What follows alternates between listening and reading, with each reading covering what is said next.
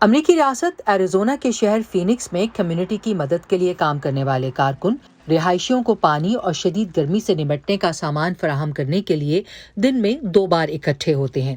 یہاں دن کے وقت درجہ حرارت 43 ڈگری سیلسیس تک پہنچ جاتا ہے۔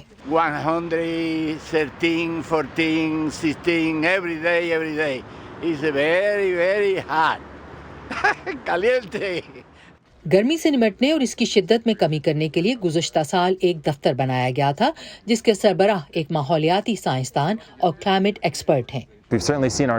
ہم نے یقیناً اپنی راتوں کو دنوں کے مقابلے میں بہت تیزی سے گرم ہوتے اور موسم گرما کو طویل ہوتے دیکھا ہے۔ ہماری خوش قسمتی ہے کہ ابھی تک درجہ حرارت 1990 میں بننے والے بلند ترین درجہ حرارت کے ریکارڈ سے اوپر نہیں گیا ہے۔ اس سال جھلسا دینے والا درجہ حرارت 50 ڈگری سینٹی گریڈ تک پہنچ گیا تھا۔ 5000 سے زائد بے گھر افراد کے لیے گرمی کی یہ شدت جان لیوا ثابت ہو سکتی ہے۔ کچھ کاروں میں پناہ لیتے ہیں، دوسرے پارکس یا فٹ پاتھوں پر خیمے لگاتے ہیں، جہاں ہفتے میں 3 بار ہونے والی صفائی کے باعث انہیں اپنے عارضی ٹھکانوں کو چھوڑنا پڑتا ہے۔ شہری انتظامیہ کے اہلکار گھر کی تلاش میں انہیں مدد کی آفر کرتے ہیں۔ وہ مجھے یا تو کال کر سکتے ہیں، ای میل یا ٹیکسٹ کر سکتے ہیں تاکہ میں انہیں سڑک سے اٹھا کر محفوظ جگہ پہنچا سکوں۔ لیکن درجہ حرارت کی طرح کرائے بھی تیزی سے بڑھ رہے ہیں، جبکہ سستی رہائش کی جگہیں ناکافی ہیں۔ لائبریریز اور کاروباری اداروں میں اور شہر کے بیچ واقع YMCA کے مرکز میں کولنگ اور ہائیڈریشن سینٹرز قائم کیے گئے ہیں، جہاں لوگ گرمی سے بچ کر تھوڑی دیر کے لیے ٹھنڈک میں آ جاتے ہیں اور پانی کی مفت بوتل بھی لے سکتے ہیں۔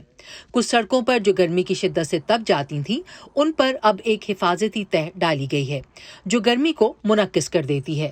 ہزاروں درخت لگائے گئے ہیں، مگر یہ بہت سے رہائشی علاقوں کو سایہ فراہم کرنے کے لیے کافی نہیں۔ فینکس ہیٹ رسپانس آفس کے ڈائریکٹر کولنگ ٹیکنالوجیز اور طریقوں کو فروغ دے رہے ہیں اور ان کی توجہ کم آمدنی والی کمزور آبادی پر ہے۔ لیکن مجھے سستی رہائش گاہوں اور نئی پناہ گاہوں میں سرمایہ کاری کے کام کا سب سے بڑا حمایتی بننے کی بھی ضرورت ہے، کیونکہ یہ وہ سرمایہ کاری ہے جو طویل مدت تک لوگوں کو گرمی سے متعلق بیماریوں سے بچانے میں حقیقتاً مدد کرنے والی ہیں۔